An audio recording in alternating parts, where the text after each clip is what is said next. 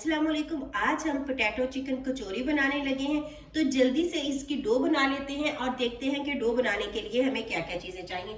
2 cup मैदा लिया है। 2 cup मैदे में मैं डाल दूंगी नमक 1 टीस्पून। 1 टीस्पून नमक डालने के बाद मैं इसमें 1/4 टीस्पून डाल दूंगी बेकिंग पाउडर या बेकिंग सोडा, कोई भी चीज आप इस्तेमाल कर लें। इसके साथ ही मैंने इसमें डाल देना है 2 टेबलस्पून ऑयल। घी हो तो बहुत अच्छी बात है, अगर घी ना हो तो आप इसमें ऑयल भी इस्तेमाल कर सकते हैं। इसको अच्छी तरह से सबसे पहले हाथ से मिक्स कर लेते हैं कि जितनी भी हमने इसमें चीजें डाली है ना वो सारी की सारी अच्छे से मिक्स हो जाए। ये देखेंगे मिक्स हो गया। तो अब मैं इसको गूंद लेती हूँ, डो बना लेती हूँ। पानी एक ही दफा हमने ज्यादा नहीं डालना, थोड़ा थोड़ा करके डालना है। जैसे हम समोसा बनाने के लिए, सिंपल कचौरी बनाने के लिए आटा गूंदते हैं, बिल्कुल उसी तरह से हमने इसको बनाना है। पानी मजीद जाएगा इसमें थोड़ा सा, ना तो हम इसे बहुत ज्यादा सख्त रखेंगे और ना ही इसे हमने बहुत ज्यादा नरम रखना है। अच्छा, जब भी घर में भी अगर आटा गूंदे ना, आटे को थोड़ा देर ना इस तरह से गीला कर दे अच्छी तरह से ना, कि हर चीज उसमें आटा जो होता है ना वो बिल्कुल भीग जाए पानी के अंदर ना। पतला नहीं करना, सिर्फ इसको भिगोना है और उसके बाद उसे रेस्ट दे दें तकरीबन 5 मिनट के लिए ना। 5 मिनट के बाद जब आप उसे दोबारा गूंदते हैं ना तो इतने आराम से आटा गूंद जाता है। वैसे अगर आपको आटा गूंदने में 10 मिनट लगते हैं ना तो फिर आपका आटा जो है ना वो 2 से 3 मिनट में गूंद जाता है। तो इस तरह से ना छोटी छोटी चीजें होती हैं जिनका अगर ध्यान रखें ना, काम जो है वो बहुत आसानी से हो जाता है। आटे को गीला करके साइड पे रख दें और साथ आपने अगर कोई और काम करना हो तो आप उतनी देर में कोई और काम कर लें। बर्तन धोने हैं या कोई भी काम है, आप खाना ही बना रहे हैं तो आप साथ साथ वो करते जाएं। तो 4 से 5 मिनट में, 10 मिनट में वो उतनी देर में वो नरम हो जाता है, तो वो बहुत आसानी के साथ गुज जाता है। तो फिर मेहनत नहीं करनी पड़ती ना ज़्यादा उसके लिए। तो ये हो गया। मैं भी इसे ना पहले 5 मिनट के लिए रेस्ट दूंगी। रेस्ट देने के बाद ना फिर 5 मिनट के बाद मैं दोबारा से इसको फिर ना करती हूँ एक दफ़ा, ताकि फिर ये जल्दी से हो जाए। तो हो गए 5 मिनट। अब मैं इसे दोबारा से इस तरह से, जैसे हम आटा गूंदते हैं नॉर्मली ना, इस तरह से कर लूँगी ताकि हमारी जो डो है वो अच्छे से बन जाए। ये आपको नजर आ रहा होगा, ना तो बहुत ज्यादा सख्त है और ना ही बहुत ज्यादा नरम है, और हमें इसे इसी तरह से रखना है। तो ये बिल्कुल रेडी हो गया है। इसे मैं रेस्ट देती हूँ। तो उतनी देर में हम इसकी ऐसा करते हैं, फिलिंग तैयार कर लेते हैं। 10 से 15 मिनट ही इसे रेस्ट देनी है और उतनी देर में हमारी फिलिंग जो है वो भी रेडी हो जाएगी। तो हम उसकी फिलिंग तैयार कर लेते हैं। इसको मैं कवर करके रख देती हूँ। फ्रिज में रखने की जरूरत नहीं है, बाहर ही हम इसे रेस्ट दे देंगे। सबसे पहले डाल देंगे पैन के अंदर ऑयल, फिलिंग रेडी करने के लिए। ऑयल जैसे ही थोड़ा सा गर्म होगा तो इसके अंदर लहसुन का पेस्ट 1/2 टीस्पून और अदरक भी 1/2 टीस्पून, दोनों मिला के 1 टीस्पून डालना है। तो इसकी कर लेनी है हल्की सी भुनाई, इसमें अच्छे से खुशबू आने लगे। और इसके बाद एक प्याज कटा हुआ, मीडियम साइज का प्याज था जिसे मैंने काट लिया। इसको प्याज को डाल के भी हल्का सा भून लेना इसे। ऑयल हमने यहाँ पे ज़्यादा नहीं डालना, जब हम फिलिंग के लिए बना रहे हैं ना तो इसलिए हमें ऑयल की ज़्यादा ज़रूरत नहीं है। नॉन स्टिक में हो तो वैसे ही बिल्कुल थोड़े से ऑयल से ये बन जाता है। अब मैं इसके अंदर डाल दूँगी बॉयल और शेड किया हुआ चिकन। 300 ग्राम चिकन था जिसे बॉयल कर लिया, बोनलेस चिकन था। तो बॉयल करके इसे रेशा रेशा कर लिया। और आलू थे 2 मेरे पास।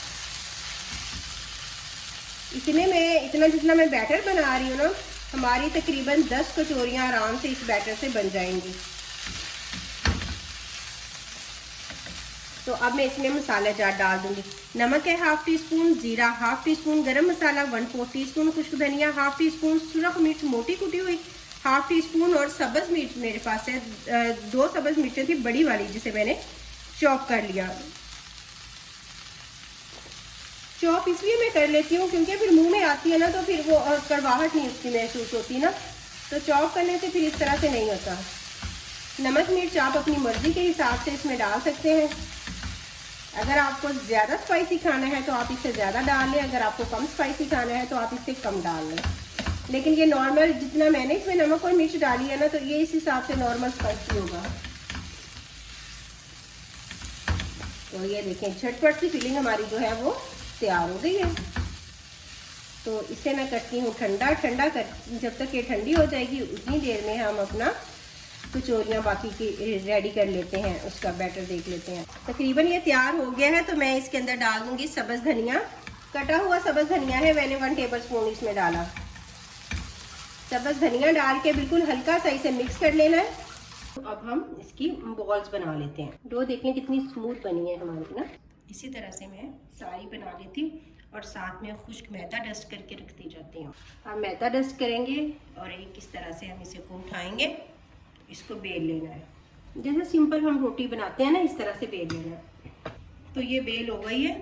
जितना आप इसको बारीक बेल सकते हैं ना उतना बारीक बेल लेंगे। देखें इसमें से हाथ नज़र आ रहा है। इसको रखती हूँ। अब इसके ऊपर करना है ऑयल ब्रश। ऑयल या घी जो भी चीज़ आपके पास हो आप इसमें वो लगा लें। ये देखिए ये हो गया। अब इसके ऊपर डाल देना है खुश्क मैदा। हल्का सा खुश्क मैदा डस्ट करें। इस साइड से उठा के इधर रख लें और इधर से उठा के इस साइड पे, ठीक है। फिर इसे थोड़ा सा मज़ीद बेल लें, बस इससे ज़्यादा ज़रूरत नहीं है। अब फिर इसके ऊपर ऑयल ब्रश करें इस तरह से और दोबारा से वही मैदा उठाएं और हल्का सा इसके ऊपर प्रेस कर लें, ठीक है। क्या हो गया। अब इस साइड से उठा के हाथ से हल्का सा प्रेस करें और फिर इसके ऊपर ऑयल ब्रश किया और मैदा लगाया और यहाँ से पकड़ा और अब हमने टाइटली इसे फोल्ड करना है, बहुत ज़्यादा। देखिए इस तरह से अच्छी तरह से इसको साथ में दबा देना। अगर कोई इशू हो तो इस तरह से ले आए ताकि ये साथ चिपक जाए, ठीक है। और अब क्या करना है, अब इसको 2 हिस्सों में इसकी कर लेनी है कटिंग।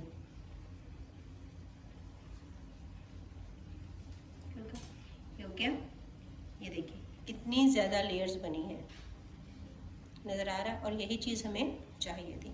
मैं सारी इस तरह से पहले बना लूँ फिर आपको नेक्स्ट दिखाती हूँ कि हमने क्या करना है।